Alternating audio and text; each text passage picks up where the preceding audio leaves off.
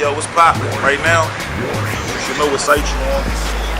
Hip hop since 1987. One of the most respected sites globally in the world. And it's based right here in Philly. And right now, we on the legendary South Street. If you come to Philly, this is a place that you probably won't visit. Special to me, one, you know what I mean? A lot of times you come out here and see some pretty girls. I also get my hair cut here. Fifth Element, my barber Angie. I like working with beautiful women, so even my barber is a beauty. You know what I'm saying? So I come down here Fifth Element. We got the hardwood floors, flat screens everywhere. You come down here nice, get a comfortable cut. Go get you a latte from Starbucks, you know what I'm saying? I might go get me a lamb gyro or something like that. Go to Raw on 5th and South, support them. They got a lot of independent Philly clothing lines. They gonna have these in there too. Make sure you order one of these right now, man. How do you do swag real FUBU-ish? That's what I call it. I say your swag is FUBU. Y'all know I'm also Gucci. If it ain't from Low Horses or one of the independent clothing lines, I keep it all the way swagged up. I ain't the best rapper, but I'm probably the flyest. Nigga, know that. Hip hop since 1987. Stay tuned. We're about to get into this exclusive interview with me. Shout out to everybody supporting my movement. Shout out to everybody supporting my boy. Make sure y'all follow us both on Twitter. We're gonna put our Twitters right there. Nigga mine, right there. Nigga heads right here. Best one.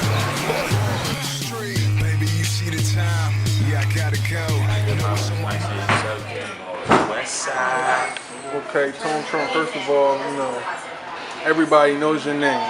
What do you have to say to everybody that know your name and they say, oh, I can't relate a song, I don't know a song. When I think of Tone Trump, what do you have to say to all those people? I used to get upset when I heard that, but then now I feel like it don't make no sense when people say it. It's like, when you know somebody, you know what I mean, it's all about doing your homework. They say I don't know a song, but then they compliment my videos. The song is on the video.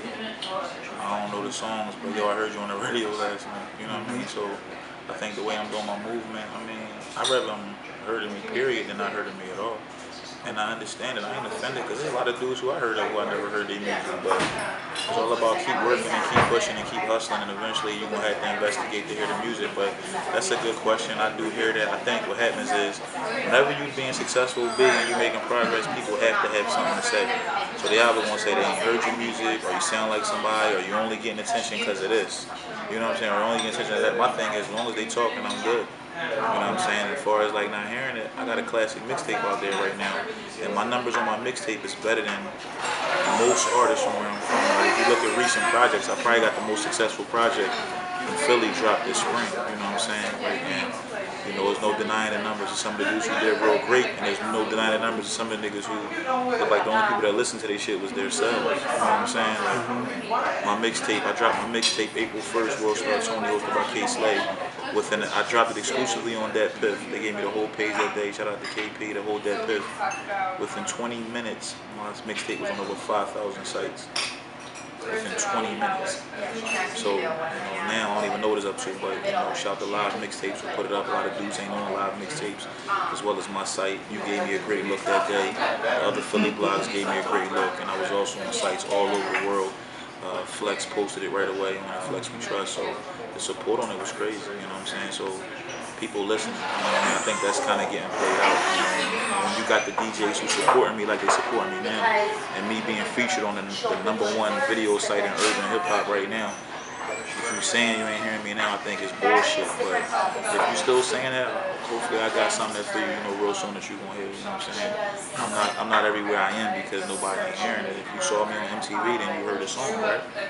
You know what I'm saying? So it's all good. And I'm working with a lot of the dudes that people do respect lyrically and stuff like that. A lot of the hip hoppers and the street rappers that people respect. I got songs with, and I hold my own on the drinks. You know what I'm saying? So eventually they gonna come around. You feel me? Now, how did you link up with K Slay? And I know you're always on Funk Flex show. You always dropping bombs and stuff like that on your songs. How did you link up those two heavy and well-respected all over the country DJs? All over the planet, yeah.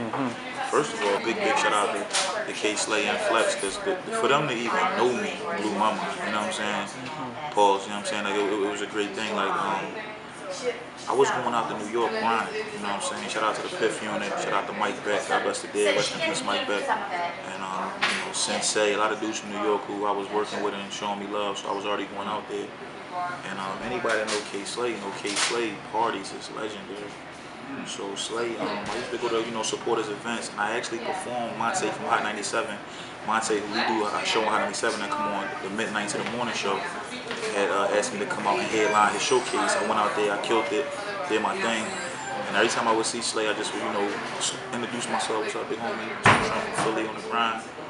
And it just was like a blessing. Like Slay went on Twitter one day and was like, yo, the Tone Trump dude, he always humble, humble with respect. I never asked him to play my records. I just would just kind of let my presence be felt.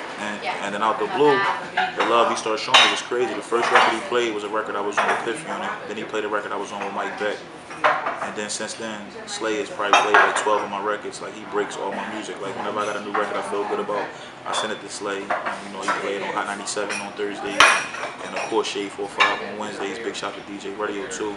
And I think Slay's impact on working with me is the reason why, like you say, Funk Flex ended up playing one of my records, which was a total dream come true and totally unexpected. Like I was just in the crib one day chilling, and DJ Mike Sessions, a big dog Pitbull who support me crazy. That's like my brother. He called me and was like, yo, Flex just asked me for your record. And I'm like, word. I'm like, yo, if you're gonna play it? And then my phone just went crazy. Yo, Flex dropping bombs on Time to Go. That's the record with me and my brother Freeway. Shout out to Philly Freezer. So he dropping the bombs, Flex dropping the bombs. And I got the call. And even bigger than that, Flex went on Twitter one day and was like, yo, Tone Trump, I'm looking for you. Got on the phone with him. He asked me to come perform at the Inflex We Trust, which is the site. This site, which is crazy. That perform at the launch party. I was the only artist from Philly on the bill. You know what I mean? Flex asked me personally to come perform. I went, I rocked, I killed it. Bull Freeway out, that footage legendary. I'm sure y'all can cut away, show some of that. And I was on the bill with some big dogs out there. From Red Cafes, Manos, Afraid of Godson got busy that night. The big homie Busta Rhymes, who showed me Wild Love, and his artists as well. My nigga, who else was there that was crazy? There was a lot of people. Joe Buttons performed that night, Joel. You know what I mean? I ain't even stick around because we had 2 shows that night, but it was just an honor just to be a part of that bill. French Montana was on the bill. Reek the Villain, who Busta artist on who I fuck with real heavy, but it was just crazy. And since then, they showed me love. Like I said, Slave break all my music, and then Flex, a good dude, like at the Flex Play Time to Go, one day on his own, he heard my Mobbin record and went in on that. That's my record I got produced by Vinny Idol. I got my boy Cassius on there from Shady Records and my nigga Slick Puller from CTA. Both showed me love. That's on World Star Tony, hosted by K Slay. So do your homework, man. Like, you hear a nigga doing his thing and just grinding and his buzz crazy. It's your job, you know what I mean? Research it. I just keep putting it in their face, babe. But the DJs, I've been saying respect the DJs since before MySpace was popping. So it's been a trickle effect, you know what I'm saying? The internet DJs, I shout out wholeheartedly. Salute to all of them. I don't want to forget no names and get into it, but all the ground up DJs from the streets that hold me down from day one, from like I said, from the Mike Sessions to the DJ No Frills in Philly to the shit, man. I hate saying the names because you forget people, and I don't want DJ Alamos to the, you know what I'm saying, DJ D1s, DJ Yakors, dudes that's with me, you know what I'm saying, to the DJs all over. When you think about Philly, you can't talk DJs without talking Philly.